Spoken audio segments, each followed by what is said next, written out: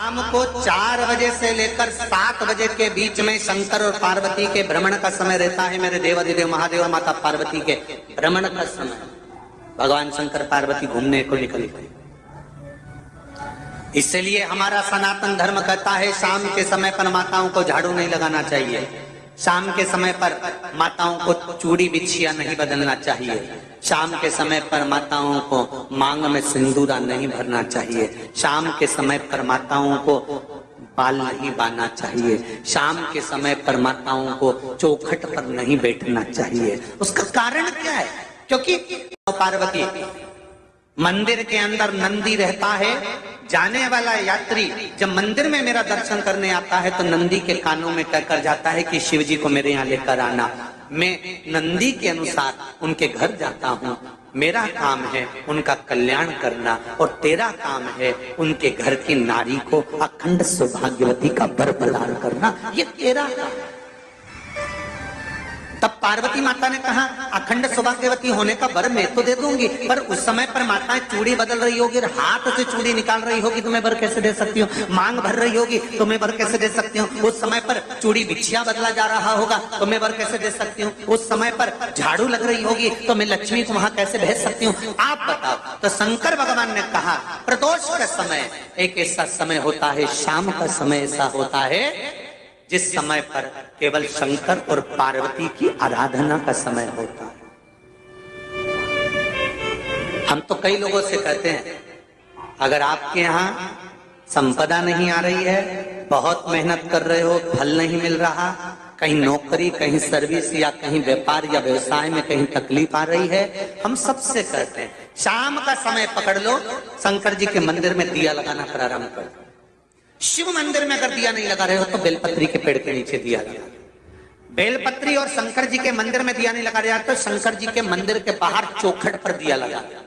इतना भी नहीं कर सकते तो अपने घर के बाहर अपने द्वार पर दिया लगा दो, पर शंकर जी के नाम का श्री शिवाय नमस्तुभ्यम बोलकर शंकर भगवान को याद कर कर अपनी कामना कर कर बाबा का स्मरण कर कर पंचाक्षर मंत्र नमः शिवाय, षडाक्षर मंत्र ओम नमः शिवाय, द्वादशाक्षर मंत्र ओम नमो भगवते वासुदेवाय, जो मंत्र तुमको याद है उसका स्मरण कर कर लक्ष्मी हो चाहे नारायण हो चाहे राम हो चाहे कृष्ण हो स्मरण कर कर शाम के समय बाहर दिया लगा दो, दरवाजे के पास लगा दो। वो सुनेगा जरूर, आएगा तो उसका वेलकम जरूर होगा और वो कुछ देकर जरूर जाएगा। नियम तो बनाओ, उसकी चौखट पर जाकर कहना पड़ा।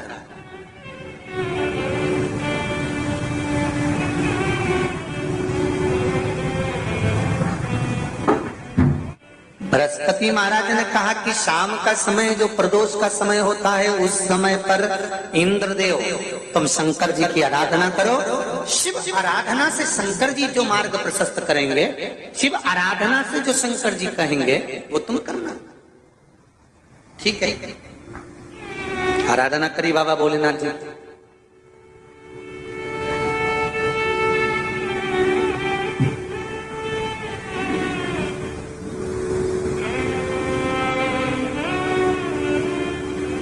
मालूम नहीं था इंद्रदेव को। बृहस्पति महाराज ने प्रदोष की महत्वता समझाई तो प्रदोष का समय जानकर शंकर जी पर 7 बेलपत्र प्रदोष के दिन इंद्र ने समर्पित कर दी बिना सोचे। कितनी बेलपत्र? 7। प्रदोष का व्रत करो चाहे ना करो, मंदिर में चढ़ी हुई बेलपत्र को उठा लो,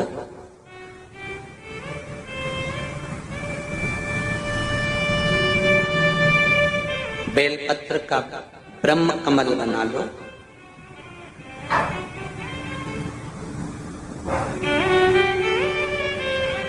ब्रह्म कमल का मतलब होता है डंडी बीच में रहे, आसपास पत्तियां रहे। 7 पत्ती का ब्रह्म कमल बनाकर, जैसे ये पत्तियां हैं एक जैसी रखी हुई हैं तो इसको फैला लिया, 7 पत्ती को आपस में फैलाकर ब्रह्म कमल बना। प्रदोष का व्रत करें ना करें, जरूरी नहीं है कि वृक्ष से ही पत्ती लेकर आओगे तो ही शंकर जी को चढ़ाओगे।